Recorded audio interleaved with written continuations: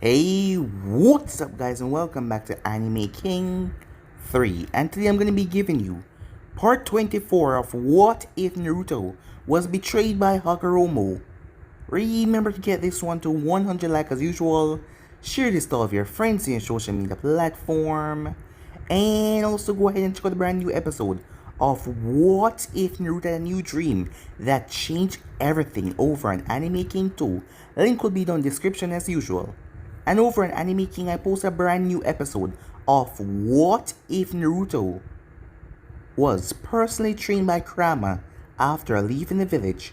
So go ahead and check out that and enjoy, guys.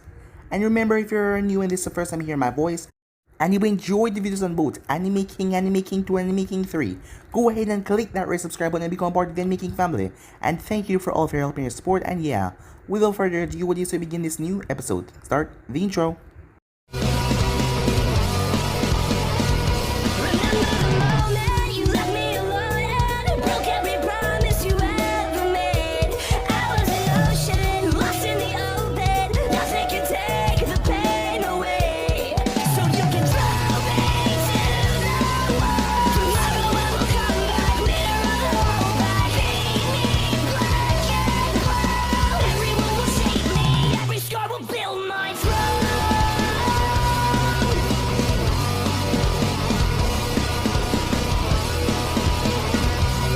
So, the last spot we left off, as Yujito still couldn't fully wrap her head around the situation that she was now in, as she was watching Tei beat the living crap out of some of the people that refused to go along with the new regime, with Naruto being in control. Well, after she tossed the head of Orochimaru, that made most of them fall in line.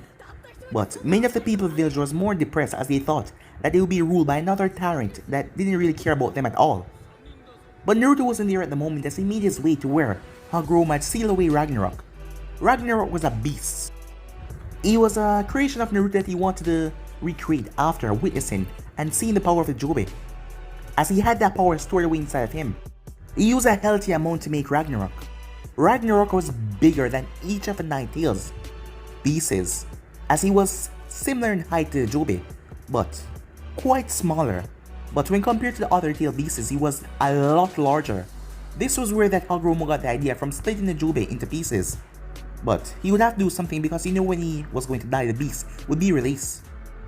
As Ragnarok told Naruto everything that happened after he was sealed away, as he tried his best to make Hagoromo return him, after burning and slaughtering all of his followers. But Hagoromo ended up sealing him here because he could not resort the chakra from Ragnarok. No matter what he did, he could not take away the chakra and seal it away like what he did to the Jobe, as Naruto's eyes were much more potent and he used his creation ability, so Ragnarok couldn't be broken apart.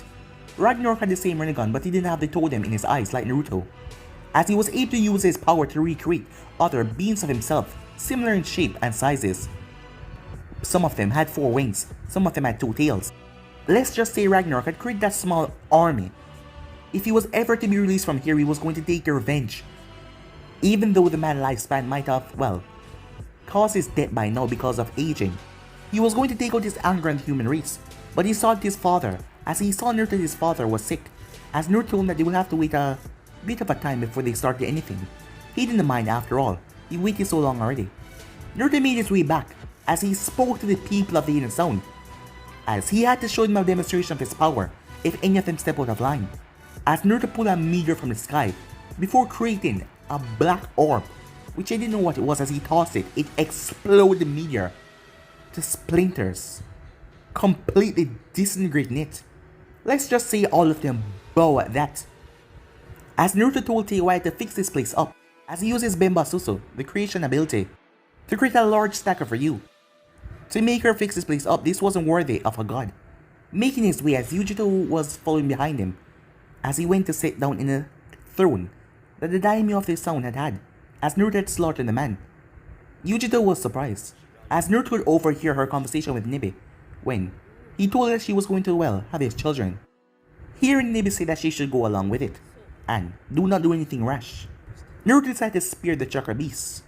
Well, for more reasons than one, as feelings from his other side had leaked for this girl. He just seemed to like her for some reason. as Yujiro realized that despite him being fused into another person entirely, he still remembered everything. That means he still had feelings, but this new persona of his was more dominating than the other. So that is the reason why he acted this way. But that is the reason why he didn't visit Mito or anyone else, because he knew that they have a way over his feelings. But that seemed like it wasn't going to stop him at all. Meanwhile, as Sasuke and Mito said goodbye to each other, as Mito had already said goodbye to her other friends, and she said goodbye to Haku as well, as Nade was going to take Haku as her apprentice. The girl already knew her way around the medical ninjutsu and about herbs, and she was going to teach the girl her strength technique as well. Find another apprentice. As Mito promised to come back stronger than ever. She was going to defeat the Akatsuki, she was going to get her brother back, and she was going to become Hokage, and nothing was going to stop her. As Sasuke went off with Kakashi to get his training done as well. So yeah guys, so basically that's what I thought. You guys can switch across to the place and check out for yourself. So this is the beginning of this new episode. At the moment, two people are calmly making their way towards the village hidden in the leaf. One, a tall man, long white hair going down his back. His companion being shorter in stature, but she has grown tall. Long flowing red hair that reached down into her back as well. She was wearing a black and red obi with a sash that was tied around the waist, and also dark on-vu pants. She had small black bracers around her arms, which, if one would look very closely, you would see a sealing matrix on. Black sandals, as she was making her way calmly beside her master for the past 3 years. The both of them seeing the sight of Konoha coming in view, despite that she was in a rush, as she simply smiled. It's been a long while, she said. 3 years, the man spoke. That's the longest you've ever been away from the village. Yeah, she said. She has matured a lot over the past 3 years, not just in stature. After all, she had filled out quite a bit. Most guys that saw her now would be literally drooling, as her physique fit her quite well. And there was just something about her as she walked confidently in her steps, to show that she had learned a lot over the past 3 years, and she was going to put that to good use. As we all know, this was none other than Mito Uzumaki, and beside her, Jiraiya, as the both of them are coming back from a training trip after 3 long years. A lot has been accomplished, but neither of them was talking about it now, as they were just making their way to the village. As Jiraiya was walking, he was thinking though. Jiraiya knew exactly where Naruto was. After all, it wasn't a big secret in the Hidden Zone, seeing that most of the shipping routes had been turned towards the Hidden Zone. Through the land of bears, through most of the smaller lands, the people there, most of the mining routes were turning towards the Hidden Zone. After all, at first, it wasn't really a big land, and the zone was not that really wealthy. So most of the shipping and companies that went through the elemental nations to go to the other major villages never went there. But the order of Naruto Sasuke was taking control of everything. No one has seen him in the past 3 years. There wasn't even a single glance of him. But it seems like he has somehow gotten some powerful warriors. From what Jerry got from his spy network, they have conquered most of the smaller nations by now. It was either fall in line or die. For some reason, despite there being a lot of them to band together, none of them stand against the Sasuke Empire. Yes, it was changed. The land of sound was changed and known as the Sasuke Empire. That was a weird thing. Jiraiya knew that Naruto was strong, but people hope wasn't breaking that easily. Something must have happened, something different for them to be scared into submission so quickly. It's been over 10 smaller villages that were near the land of sound that was being conquered already. Not to mention the many others that sprang out all around the smaller nations. All of them were being fallen into line. All of them were understanding that there was only one true god here, and that was Naruto Sasuke, who hasn't been seen by anyone, as there has been no sightings or glimpse of him over the past 3 years, as Jiraiya wondered what he's up to. Knowing Naruto and this personality of his, especially from his little talk with the Sage of Sixth Path, Jiraiya still couldn't believe that was a reality. He was actually talking to the god of shinobis. Jiraiya was beyond shocked when he found out that Naruto was actually stronger than him. Yes, that scared Jiraiya to no end. To say he was scared was an understatement. He was frightened. shaken to his core, as the sage had told him about their battle. Him and his brother taking on Naruto, as most people would think that 2 against 1, with 2 powerful beings taking on 1, the 2 of them would win. But the sage told Jiraiya that he was no match, and that further scared Jiraiya even more. To hear that from the man was shocking. To find out that he was no match for Naruto himself. He had to, well, fight with his brother, and despite that they still lost. If it wasn't for them tricking him into sealing him away, there would have been no way for them to win that battle. No way at all. The sage had flatly told Jiraiya and Mito that there was no way possible for anyone here to gain enough power to defeat Naruto. That left Mito dejected, but it still didn't mean that she had to stay weak. The Akatsuki was still out there, they were still coming after her. And despite that, she still was confident in her own strength.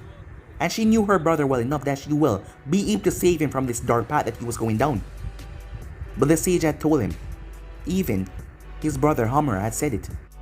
There were none of them that can defeat Naruto. Through the entire world, none of them didn't even compare to the amount of power that he had. That left Jiraiya quite dejected to hear that from a god himself, to hear that they cannot win against him. The sage also said something weird that Jiraiya didn't really understand. He told him that there was outside forces. The sage was confused himself, but he sensed a power, something that shouldn't be here, as the power was quite familiar to them. But it was dormant and quiet, small. It was just a flicker, and he had sensed it back when Naruto first released his own power. Something was here that troubled him greatly, because he couldn't sense anymore. Whatever it was completely blocking its signal. It didn't want to be found. He was sure that it was not Naruto. That made Jiraiya even more worried, to think that there was something out there, as powerful as well. Just what the hell is going on? But it's only a matter of time before every hell breaks loose. It's only a matter of time before he rises, because up till now he has been dormant. Jiraiya had to physically stop Mito from going there. After finding out and knowing that her brother was at the hidden sound, she wanted to march over there. But Jiraiya told her that it would do no good going now. Even the sage had warned her against it. It took her a while to calm down, but she finally did. The group made their way as Mito ran forward. As it's been a long while, she rushed past Kadetsu and Aizumo, who barely got a glance of her, as they quickly came out of the booth, only for them to be stopped by Jiraiya. "It's okay," he said. "Oh, Jiraiya-sama," said Kadetsu. "Wait, if you're here, is that Mito?" said Aizumo. "It sure is." Mito will leap as she landed on a post. She took in a deep breath. She was back home. She looked towards the monument with a big smile on her face. She was going to solve all of her problems, and soon her face would be up there. "Believe it, world," she said to herself, as a big smile spread across her face. She was motivated. She was ready for anything. Meanwhile, Zetsu had been in a foul mood for the past 3 years. A rather foul, pissed off mood. Well, certainly things have not been working out in his favor. Thinking if Naruto Sasuke was back, he thought that he would find a way for him to release Mother. But yet, he had no idea how to do it. He said that he couldn't break the seals, so Zetsu still had to go along with the plans. But that was not the case because he couldn't tell the Akatsuki everything. After all, he was the mastermind behind everything, tricking all of them for his mother to return. But they had put the clues together, as Naruto had made it easy on him, because the Sasuke Empire, that is what he called the Hidden Sound now. Soldiers of the Hidden Sound. That had proven quite capable recently after all. Sound ninjas were nothing but weaklings, but now they seem to be quite efficient and powerful. The most Zetsu could surmise was that Naruto gave them a bit of his power to not be so worthless. Yes, that must be the reason, because they were too strong. Zetsu had to give Pain something, and Obito as well, as he had to tell them something so they wouldn't just go there, because Zetsu knew if they go there, they wouldn't stand a chance. And he knew that Naruto wouldn't care about his plans, he would just obliterate them, and that would mess everything up.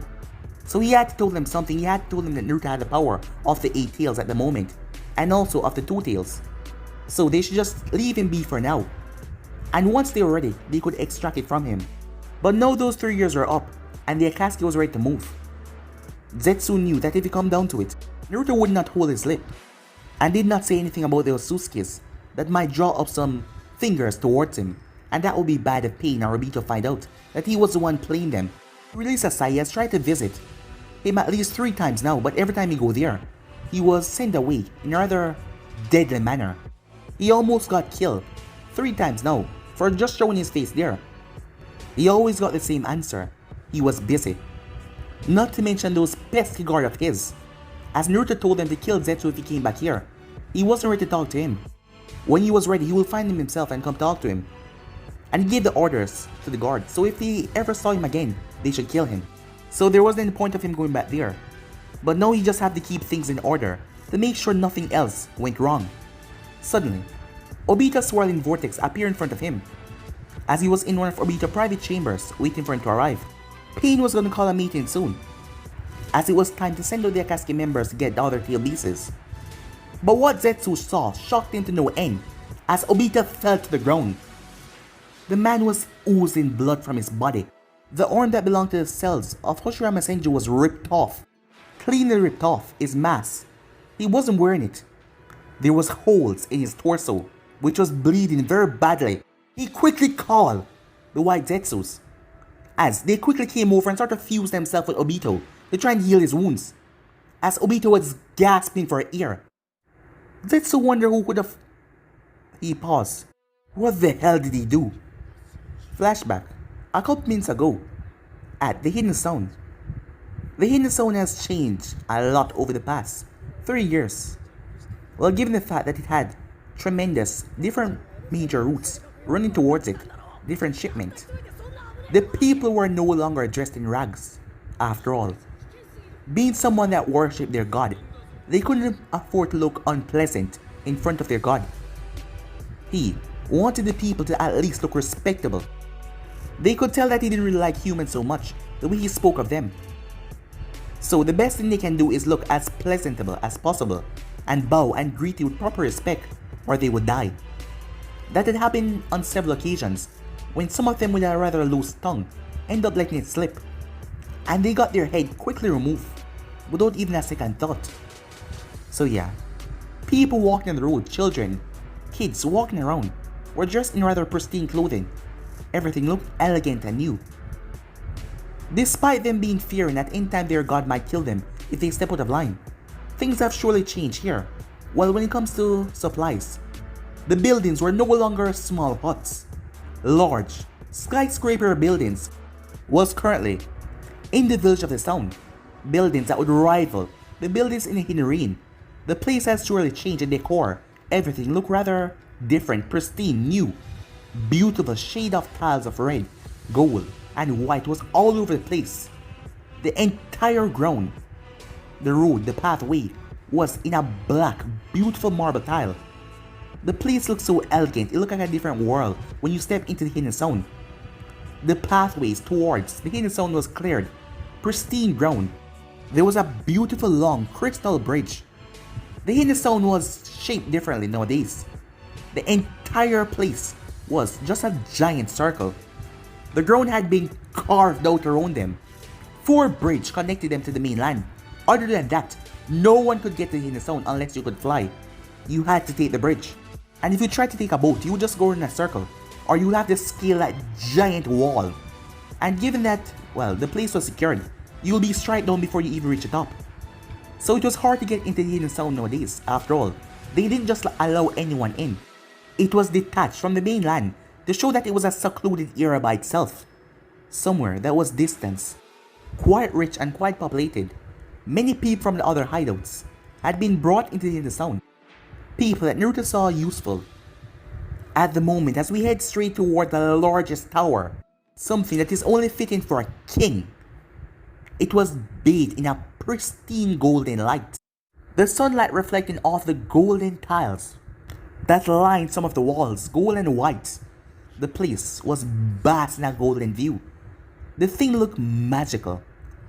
People tend to work fast when they were getting, well, good pay, and know that their life was on the line if they mess up, or if they slow down. As the Sasuke Empire stood tall, the Hidden Zone now being a distant memory, place of a new empire, the Sasuke Empire that belonged to the one and only Naruto Uzumaki in the highest tower of that room. A large, spacious area. Furniture was pristine marble with the finest wood with different shape and decor. As we went straight towards the bedroom, the bed was rather large enough to fit at least 10 to 12 people on it. That was how large it was. A bed fit for a king, well, a god. Slowly waking up as the sunlight baths through the giant window. There was a massive window to the side that he could see a full view over his kingdom. But he wasn't the one that woke up. Dark, golden hair with dark eyes. As she looked around, she rubbed her eyes as the sunlight that came in. As she slowly got to the edge of the bed, things have changed a lot for one Yujito. Things have changed, well, rather good for her. Despite having this dictator, well, the relationship has changed over time. Well, that just means he didn't see her as a pathetic human anymore and describe her as such. Yes, there was no more insults or him, well, choking her to show his superiority over her. Despite him not being like a loving boyfriend. Were they even boyfriend and girlfriend? At this point, she didn't even knew. Looking to the other side of the bed, there was a redhead there sleeping. It was none other than Teiwaya. She seemed to like this more than anyone else. The girl had fallen into line rather quickly with this, as she just seemed to love that authority and that controlling, dominant figure that he had. Teiwaya was one that was always cursing to people and trying to prove that she was the strongest, especially with this new power that she got. But him being dominant with her, that changed her a lot when it comes to bedtime. It's not to say that Yujito didn't like it. As a matter of fact, not use these kind of things. After all, most people in her village didn't really like her, considering she was a Jinchuriki just like Killer Bee. She didn't have the same status, but here now she felt completely different. She didn't feel like she was going to be used as a weapon. After all, she still had Nibi with her, but become like her best friend over a very long time. Yes, most people that find that ridiculous to find out that a demon was her best friend, but Nibi was like a sister to her almost. She glanced over to the other corner of the bed, with another person lying there as well. Dark blue hair, the sheets covering her body. That was none other than Guren, one who was rather pissed when she found out that Orochimaru had died. After all, to her, Orochimaru was literally a god. She wanted him to have her body. She wanted him to take over her and use her as he seen fit. That power that he oozed off, that presence, it put her in line. And Guren served him well. Well, that was until Yukimaru came along. After she was the one that was sent to kill his own mother, the woman that took care of her one time. Something that she still blamed herself for until now. But Yukimaru's attached himself to her, and she was taking care of him. And she did everything in her power not to see him get hurt. Hearing that Orochimaru died though, gave her two feelings. Anger and relief. Anger that he had died because she still had some loyalty, servant worship to him. And relief that he couldn't use Yukimaru for any of his experiments, that the boy would be safe. She was brought here to talk about, well, the new changes. She was going to kill whoever this was that killed Orochimaru, despite knowing that this person was strong enough to kill her master. She was going to try and kill them. And she came here with Renji and the others, only for them to be frightened by the amount of power. That was another day when the god had shown himself to his people. Renji and the others quickly tried to flee when they sensed the power, but he mercilessly slaughtered all of them, finding them not useful. Guren had tried her best to do something, but her crystal attack proved useless against him, because he could do it as well. That came to her as a rather shock when she tried to hit him with a crystal spear, and he simply caught it, and he crit a larger one. She had received some nasty gashes over her body that day, brutal cuts. She thought that she was going to die. Yukimaru came in to save her. He was going to kill Yukimaru. She jumped in the way and begged him not to. It was then that he released that oppressive aura that shook her to her core. Something even more ferocious than Orochimaru. Power that she couldn't even come to understand or comprehend. She begged him not to kill Yukimaru. as she bowed her head to him. She would serve him, she would do whatever. It was then that Naruto decided to let her live, as he saw, well, some usefulness in her. She would become one of his mates. He was quite pissed off at that, and not to mention he was using the threat of killing Yukimura to get her to do whatever he said. But after 3 years of, well, spending time with him, the thought didn't seem so ridiculous anymore, and she came to enjoy herself, and not to mention being in favor of their new god. She was above most of the people in the Sasuke Empire. Yes, a lot of things have changed. Yujito narrowed her eyes as she saw something. A swirling vortex suddenly appeared as someone came out as he sat down on the windowsill. He had on an orange mask. As she wondered, who the hell is this? He must be rather brave or stupid to step foot in here uninvited. Well, this is a surprising scene, the man said. His voice sounded dark as his one single eye out of the eye hole of the mask glanced around the room. I don't know who you are, said Yujito, but you must be rather strong, or just idiotic. The man looked at her. I'm not here for you, he said. I'm here for the one in charge. His eyes glanced towards the bed. He was impressed. It was then that he saw him. He was asleep, showing no alert that someone had stepped in here.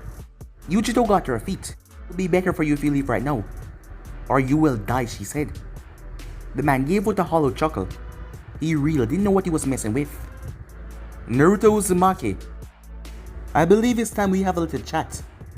Get up. As Naruto still lay there, completely unresponsive, the man slowly hopped down from the windowsill, landed on his feet perfectly. She stepped forward. Who the hell are you? You don't interest me at the moment. Their voice woke up Teiwaya as she stretched and looked around. What the hell? As her stern wake up Guren, as Guren opened her eyes. As a small smile came to Guren's face. She remembered last night. It was like he had unlimited stamina, despite it being the three of them. That was the first thought that popped into her head, because she was really ignoring that person over there. She saw the person with the mask, but she didn't think who would be stupid enough to step foot in here without being invited, especially seeing that he looked like an enemy. Yujito, who the hell is that, said Teiwaya. I don't know. He just came in here saying that he wants to talk to Naruto. Are you crazy? Said Teiwaya as she got to her feet. She was going to just kill this man, whoever he was, on purpose, because he was too stupid to realize what the hell has he done. And her god didn't even have to lift a finger to take care of this waste of space. As she stepped forward, I will advise you to stay back. I'm not here for any of you. I'm here for him. Well, that's the case, whoever you are, said Guren. Instantly, a crystal formed in her hand. We're doing you a favor. It's better we kill you than he kills you. Trust me. She tossed the crystal at tremendous speed. Most people would have been dead already, seeing that it would have just pierced through their heart. But it pierced in a wall, surprising her. Slowly, golden eyes opened up. Long white hair flapped around, lapping down his shoulder and his back. As Naruto sat up in the bed, he had kept his eyes deactivated to allow his chakra pathway over the time to circulate, and it just became second nature. When he was not fighting or doing anything really important, he just kept them off. He also found it unable to produce a child at the moment. His radical fluctuation of chakra was destroying him from reproducing at the moment. He learned that bit of information from Karen. She was rather easy to get here. The girl was smart. Smart for a human, he come to realize. All that she wanted was a place to continue her experiments, and she really flocked to him. Seems like most people admire when he raised his power. Not to mention she was a censor, so she quickly came to understand what was what. As Naruto glanced towards Guren and Teiwaya. What is going on, he said. Well, said Teiwaya, we don't know who this guy is, but he just appeared in here. Yeah, by some strange vortex, said Yujito. As she glanced at the masked man. So you're finally awake, the man said. I came here to talk to you. It seems like you have something that I want. And I left you for long enough to do as you please, creating this home of yours. But that is going to end now because what you have, I need. Seems like you didn't sleep well, said Naruto, as he looked towards Yujito. What? She said. Well, you did wake up early again, am I wrong? Well, no, she said. What's wrong? Do you not like your new situation? Naruto asked, his tone sounding rather neutral as he spoke. It's not that. Maybe she doesn't like it when we're sharing you, said Guren. Seems like she wants you all for herself. I didn't say that, said Yujito. Well, your eyes are telling us that, said Teiwaya. And what would you know? You want him more for yourself than all of us. She quickly covered her mouth. So, you do want him for yourself as well, said Teiwaya, with a small smirk. The girls have, well, never known each other. Except for Guren and Teiwaya, well, seeing each other but never really talking. But this situation that was going on here caused them to literally bond over their new life and what was going to happen to them. And they became good friends. And not to mention, Naruto insisted on sleeping with 3 of them, well, at one time. And he then went on to show them that he had the stamina to do it. And it was a whole new experience, being with 2 other girls. Yes, that was kind of the relationship, after all. They've done it multiple times now together. She wasn't saying it was bad, but it was just new for her. And new can be a good thing. Well, tell you why I loved it. She didn't mind it one bit. The experience was new and, well, wonderful. Guren didn't mind it either way, as long as she get with Naruto as well. Both girls seemed to enjoy the dominant role that he played. The masked man, which was none other than Obito, stood there, completely speechless. Was he being ignored? He had to try something. As a swirling vortex appeared in front of his hand, he reached inside, as he pulled out a long dagger as he tossed it right towards Naruto's skull. He had to see these wonderful reflexes and abilities firsthand. He's heard about him, but he's not actually seen him in action for himself. So you want me alone, huh? Said Naruto, completely ignoring the dagger. Obito watched as the thing stopped inches from his face, before ice froze over it and it broke away. The water not even splashed on the sheet, it just vanished. Obito narrowed his eyes on the mask, as Naruto was still not paying him any mind as he slowly got off the bed. Naruto stepped closer to Yujito. Well, that's alright, kitten, he whispered. Whenever you want me, just come and take me. After all, I like how feisty you get. That made her blush a bit. Despite not wanting to admit it, he had this word say over her. Whatever he said, she just wanted to accomplish it, as she assumed that is the way the other girls feel as well. Despite him being so different to them, he was not this nice to other people. Well, for the people inside of his camp, which he hadn't given his powers. After all, once they have received a taste of the divinity that came from him, he didn't see them as disgusting humans anymore. He saw them as extension of his own power. But he didn't treat Guren, Teiwaya, or Yujito that way. He was much nicer to them, something that they could really appreciate after they saw how he dealt with certain people, especially the daimyos from a smaller village that came here, after they wouldn't give up their land. Yes, that was bad. Obito narrowed his eyes as he could see that these 3 were special to him. So, it would be rather easy just to... Obito quickly disappeared in a swirling vortex. In a second, he reappeared behind Yujito, as he placed a kunai at her throat. Placing a hand over her, he pulled her back, standing up against the wall. Now, will you choose to ignore me, Uzumaki? Naruto walked over to the table, as he pressed a button on the intercom. I'm thirsty, he said. Footsteps could be heard outside. There was a knock on the door a few seconds later. Enter. A woman came in as she looked around. Brown hair, green eyes. She looked at the scene before turning towards her master, as she walked over and handed him a glass of water.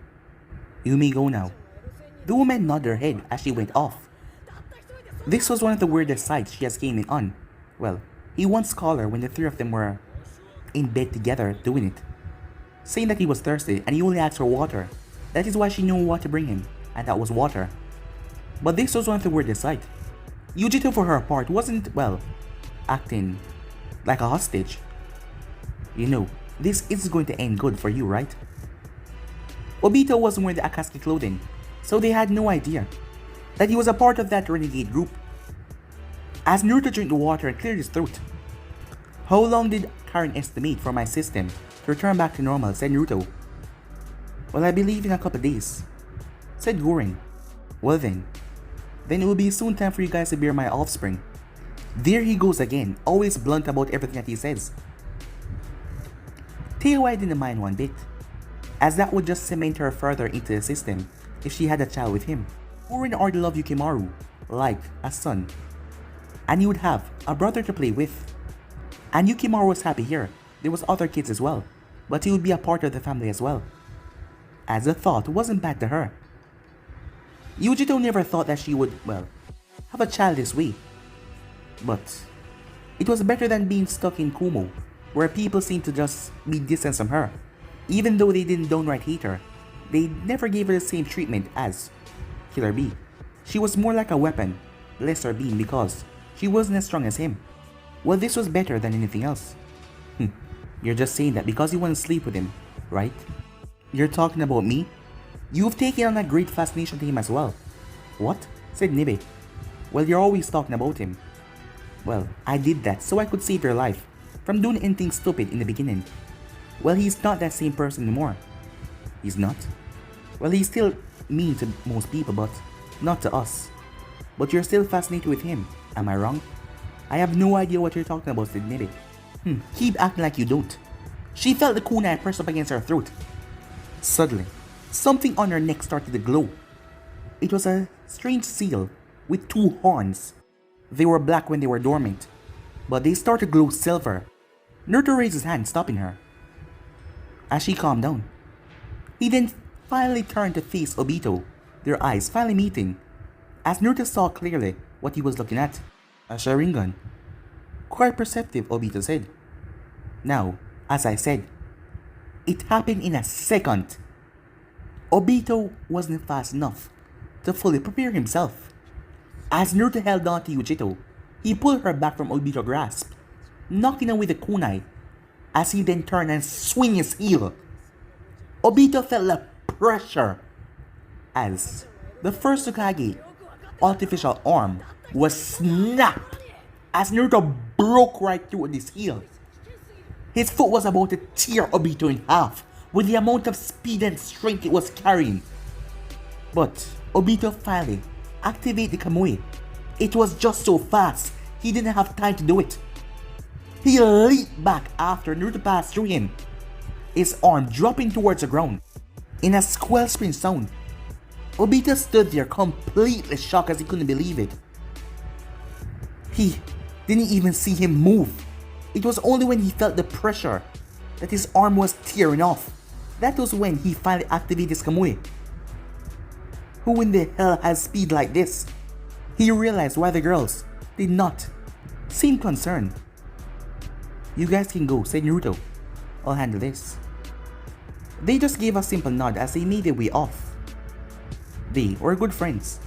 They had a lot of things to do, and by the way, they weren't concerned. Each of them knew what he was capable of, while they had feel a glimpse of his power. So they didn't really care whoever stepped inside here. They knew they wouldn't last long. Naruto calmly walked over as he picked up the arm. You survived, he said. Obito grasped at where the limb used to be. This is not yours, said Naruto as he looked it over. I expected my kick to damage you to the point where your organs wouldn't be working anymore, but instead your arm tore off. It seems like it's not fully yours. It's weaker, said Naruto as he looked at the arm. But you survived me by letting me pass through you. As Naruto's eyes shifted, as his red Rinnegan came to view with the totems in it. As he glanced over the man. Oh, I see now. Space-time ability. Obito was surprised. How did you? Being the first person to awaken the Sharingan, don't you think I will know everything about it? Obito was confused. First person to what? You're not important enough for me to tell you anything. I don't even know who the hell you are, or what the hell you want. And you dare step foot in here, taking whatever happened as a fluke As Noe's Kamui was activated, Obito stepped forward. As he wasn't going to play, the idiot inside Tobe. "My name is Madara Uchiha," he said, "and I am here for the 8 tails. And the 2 tails. Well, if you're here for the 2 tails, you just let Yujito go. Why did you?" Obito looked at him. He was confused. Wait. As he just realized, he knew that the 2 tails was a female host. But he never thought that she would be one of the women sleeping with him. He thought that she was captive and being whole. "What did you do to the 8-tailed beast?" "I absorbed it," said Naruto. "What?" "Yes. I currently have it within me. So if you want it, you'll have to kill me." Naruto burst out laughing, as he found it rather amusing, as he went and sat down on the bed. "And what's so funny?" Obito asked. "You. To step foot in here demanding what you want. It's been a long time since a human has been so brave. Well, humans are always stupid."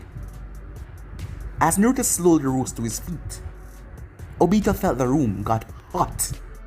As he saw Naruto's eyes became cold, he then saw the full view of Naruto's eyes. It was surely something to behold. For you to step in here.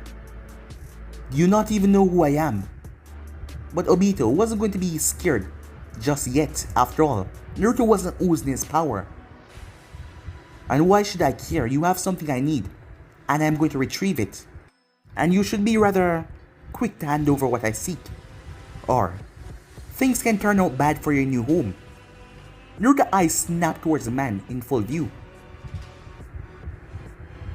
As Naruto stepped forward, Obito did not flinch. It wasn't like he could touch him.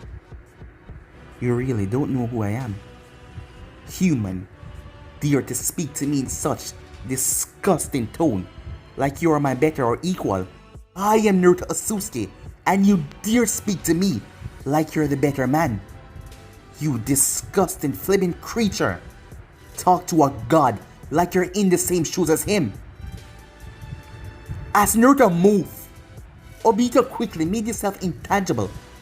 As Naruto's hand swiped through his face, seeing that he wasn't wearing his mask. Naruto's hand just passed through his face, but then Naruto shoved his hand forward. The air in front of his hand seemed to ripple as it broke. Obito gasped as something wrapped around his throat. What the hell? As Naruto swung him, boom! Obito connected into the wall with so much force something snapped. Blood instantly burst from his mouth. He looked up only for a heel to slam into his face. His face was smashed in with so much force. His nose snapped to the side. His head snapping into the wall. Everything went blurry. He was then grabbed by the arm before he was tossed. Boom! He slammed into the other wall. The wall started to refix itself like magic. As strange sealing rays spread around, the wall started to heal. Obito got to his feet in a daze. He couldn't understand. As Naruto's heel ripped through the air, he quickly sent his body part away as Naruto's foot passed through him, only for Naruto to rip space and time again, shoving his hand inside as Obito felt the fist slam into his guts. Obito's head passed into his dimension as he looked down. As he saw a hand in his dimension, he was at a loss. Suddenly a face then emerged. "You think I can't find you," said Naruto. Obito stepped back in shock. Naruto slammed his head against Obito, bursting his forehead open as Obito staggered back and he dropped to the ground. Pointing his forefinger forward, strange black beams started to generate from his fingers as he fired them. Obito quickly made his body intangible as Naruto ripped open the hole once again and fired inside. Obito screamed out in pain and agony as his body was pierced severely. He crawled away on the ground with his hand as he tried to make his way for his escape. He suddenly started to suck himself away in a swirling vortex, only for Naruto to reach in and grab him out of it, catching him completely off guard. How? Just because you have this stupid ability, mortal, don't think you can test my eyes or face off against a god. As Naruto twists and tosses him, Obito's body crashed through the window as he break through it. Naruto really didn't have time for a peasant like that. Such creatures should be happy that he even allowed him to live. Well, that is if he survived that long drop. As the window started to repair itself, a seal spreading over it as well. Self-repairing seal. As Naruto walked off like nothing happened, he flexed his arms. There was only a couple days left until all of his chakra was fully restored. Everything was fully back to normal. At least, his body wasn't showing any visible sign anymore like bleeding or his vision being blurry. As he flexed his arm and cricked his neck. It's been a long while since he stretched his muscles like that. Well, after threatening those daimyos by slaughtering members of their family. As he walked out of the room. Meanwhile, Obito was dropping. His daze, his head, all blurry. But he knew if he didn't do something he would die. The drop would definitely kill him. As he called upon his chakra and he quickly activated his Kamui. As he sucked himself away. And that was a scene where he came upon Zetsu. As Obito was now on the ground, bleeding all over his body. And the white Zetsu was currently infusing his cell with his tissues to get him back to normal. Meanwhile that was going on, as two figures were making their way back to Konoha as well. It seems like everything was falling in at the right time. First Mito. As Izumo and Tetsu saw the two of them. Hey, Kakashi. Kakashi looked over as he gave him an eye smile. But the other person didn't turn. He has surely grown. About the same height as Kakashi. His hair was tied up on his back in a ponytail. He was wearing a full display of the Uchiha crest on his back. A black shirt with the chest part open up. A sword on his hip. Long black pants and black sandals. It was none other than Sasuke Uchiha, who was surely grown and aged over the years as well. As girls saw him around the village as he walked, he even looked more handsome to them, as many of them blushed by just seeing him. Let's head to the tower. I'm sure Lady Hokage would want to see us immediately, said Kakashi. Sasuke nodded as he wondered if Mito was back. As he made his way towards the tower. Meanwhile, as Mito was standing in front of Tsunade, Tsunade was looking her over with a smile. I take it your training went well. Do you even have to ask that? I mean, I was the one that trained her, said Jiraiya. Well, given there's certain power complex in the world right now, that doesn't really mean much. Jiraiya's eye twitched as he mumbled something. What was that? Nothing, he said. As Mito laughed a bit. You have surely grown. I hope you are ready for everything that is to come, said Tsunade. Mito gave a firm nod. Yes. I didn't spend 3 years training for nothing. Of course I'm ready, she said. It was then that the door opened up. Tsunade-sama said Shizune. They're back as well, as Shizune came in along with Kakashi, and Mito's eyes went wide. She hadn't seen him in 2 years now, as they once met up when the both of them found each other in the same town. As she missed him so much, she rushed over as she hugged him. A blissful smile came on Sasuke's face as he missed her as well, and he hugged her back. Aw, said Kakashi. It's good to see my cute little genuines getting along together. Mito broke apart. Kakashi-sensei, it's good to see you, she said. But I know that you will enjoy this better than a hug. As she reached in her pouch. As much as I hate these things, I know you love them. As she gave him a book. Kakashi's eyes went wide. Wait, is this? As Tsunade shook her head.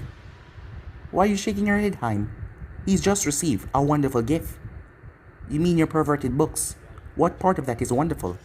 Coming from someone who don't know good literature, said Jiraiya. He just had to go on talking. Well, I guess those big tits of yours are inspiration for most of my work, so I can't really blame you on that. Tsunade heard what he said as much as he said it low. Boom! Her fist connected right into his face. That sent him sailing through the window. As she gave a peaceful smile as the other sweat dropped. Alright now, said Tsunade. I believe there's a test in order. Test? Said Sasuke. Yes, said Tsunade as she gave them a smile. After all, I have to see what the two of you have done over the past 3 years. I mean, I wasn't on a training trip, she said. Can we do this tomorrow? As Ned looked towards Mito, there's a bunch of people I have to say hello to. Well, I wasn't going to do anything today. After all, you just came back. As Mito smiled, alright then, come on Sasuke, she said. Sasuke simply shrugged as he made his way off with her. Kakashi eyed Smazy watched him go, as he looked over towards Natty. So I'm assuming that everything went well. Well actually, better than I expected, said Kakashi. I'll hold your word on that. We'll have to see for myself as well. Well you will, said Kakashi as he gave her a smile. He has grown, far faster than I even thought. And we even got those visits. Yeah, Jiraiya told me as well. Well, he was a big help with Sasuke's Sharingan. Well, you will see soon enough, said Kakashi. And I'm sure that you'll be impressed. I hope you're right. Because I have a bad feeling. What's that? Said Kakashi. Well, everything has been peaceful since the last 3 years.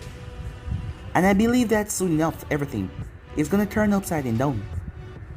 I believe that we're going to fight for our ability to survive on this earth.